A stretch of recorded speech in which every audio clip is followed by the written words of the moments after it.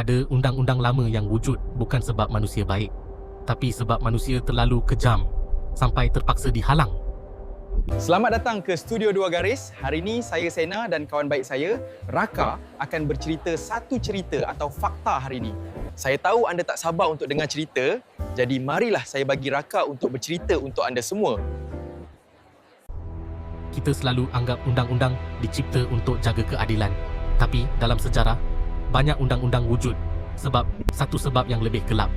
Manusia tak tahu bila nak berhenti. Ada masa orang diseksa, bukan untuk hukuman, tapi untuk hiburan. Ada yang dicabut nyawa, perlahan-lahan, depan orang ramai. Sebab orang lain nak tengok berapa lama seseorang boleh tahan sakit. Dan bila kekejaman itu jadi biasa, Jap iklan. Kalau korang nak belajar buat video AI dengan macam-macam animasi atau pelbagai cara, jangan lupa tengok pin video, pin playlist atau di bio. Okey, sambung. barulah manusia kata, cukup. Bukan sebab empati tiba-tiba muncul, tapi sebab kekejaman itu dah tak terkawal.